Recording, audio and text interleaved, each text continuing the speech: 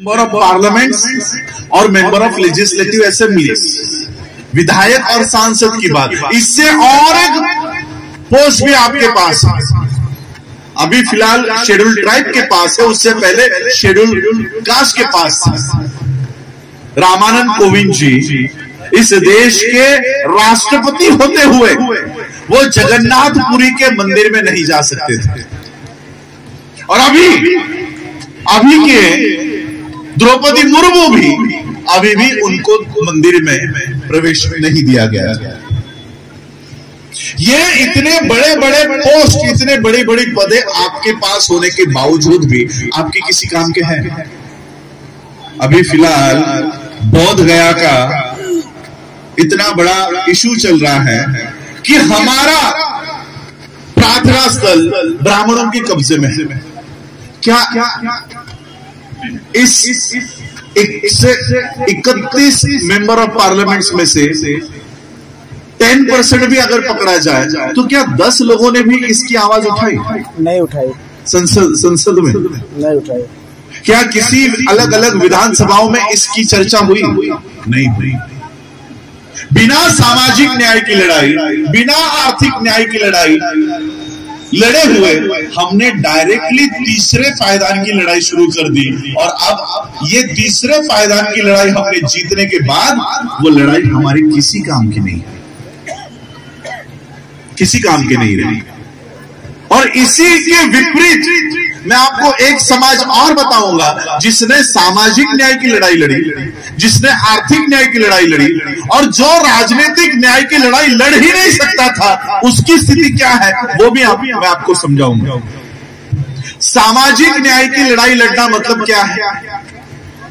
बहुत सारे लोग समझते होंगे सामाजिक न्याय की लड़ाई मतलब क्या लड़ना है, कौन सा पत्थर हाथ में लेना है, कौन सी लाठी हाथ में लेनी है। सामाजिक न्याय की लड़ाई मतलब क्या? सामाजिक न्याय में शब्द आता है समाज।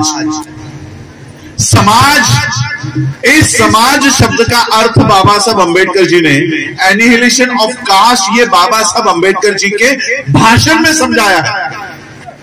समाज का मतलब उसी समय उस समूह को समाज कहा जाता है जिसमें जातियां नहीं होती। भैया अब मुझे बताओ, क्या आप समाज हो?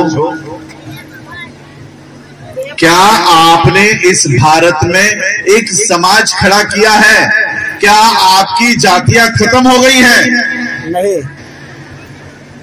आज आप लोग बुद्ध को मान रहे हो, मैं बुद्ध को मान रहा हूं, इसलिए कम से कम हम लोग जाति भेद नहीं मानते। वरना अगर आज हम जाति भेद मानते, मेरी जात महारों की, आपकी जात चमारों की, तो क्या किसी महार को सुनने के लिए चमार दिन भर बैठे रहते हैं?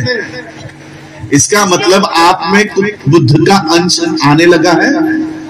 आप बुद्ध को मानने लगे हो, इसलिए तो आप मुझे सुन रहे हो, वरना तो आपकी और मेरी जाति भी एक नहीं है। जाति एक ही है, नाम अलग अलग है। महाराष्ट्र का जो चमार है वो उत्तर प्रदेश का, महाराष्ट्र का जो महार है वो उत्तर प्रदेश का चमार हो जाता है, वही आंध्र में माला बन जाता है। ब्राह्मणों ने हम लोगों को ऐसे विभाजित कर रखा हुआ है कि हम एक राज्य के तो छोड़ो, अलग अलग राज्य के लोग भी इकट्ठा नहीं हो सकते। महार शब्द का अर्थ क्या है पता है?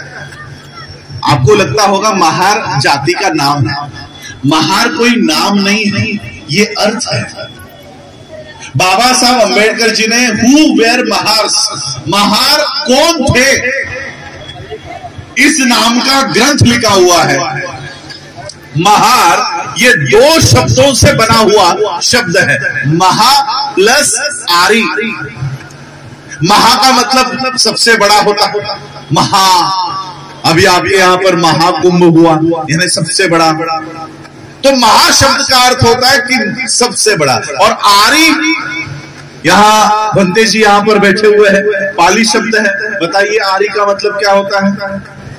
आरी दुश्मन जी, आरी माने दुश्मन। जी जी। आरी का मतलब होता है दुश्मन। तो महार का शब्द का अर्थ क्या हुआ? सबसे बड़ा दुश्मन। तो ये सबसे बड़ा दुश्मन किसका है? ये सबसे बड़ा दुश्मन किसका है? तो इस देश के ब्राह्मणवाद का सबसे बड़ा दुश्मन है। आज आप मुझे सुन रहे हो, मुझे सुनने के लिए भूखे प्यासे यहां पर सुबह से बैठे हो। वो क्यों बैठे हो? क्योंकि आप भी इस देश में चल रहे ब्राह्मणवाद के सबसे बड़े दुश्मन हो, और इसलिए हम लोग इकट्ठा होकर यहां पर एक दूसरे के साथ बैठे हैं। मैं कोई महार नहीं और आप कोई चमार नहीं,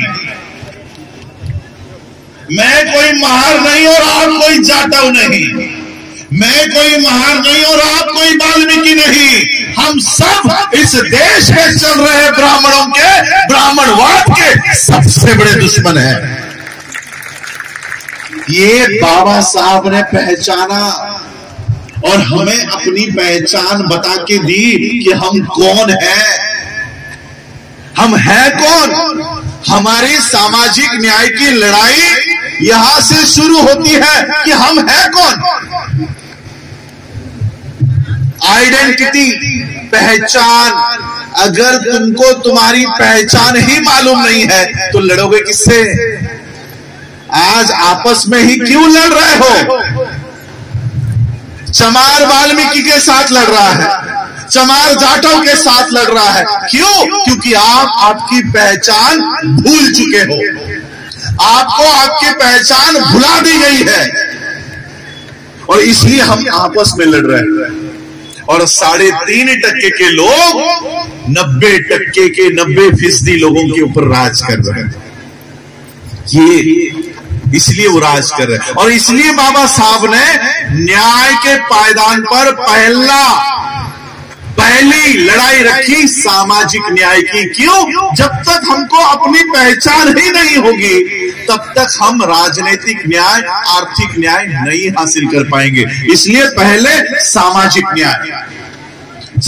न्याय हासिल करना है तो जात सबसे पहले नष्ट करनी होगी, और इसलिए बाबा साहब ने सामाजिक न्याय को प्राप्त करने के लिए, इस जाति व्यवस्था को नष्ट करने के लिए हिंदू धर्म का त्याग किया। क्यों? क्योंकि हिंदू बने रहते हुए जात खत्म नहीं कर सकते हो। जात खत्म करनी है। बाबा साहब कहते हैं कि आज आपने कहा, हमने उस समय भी आप लोगों का उस समय भी साथ दिया था जब आपके ऊपर अटैक हुआ था, केसेस हुए थे। जब आज किसी को देश विक्रेता बोलने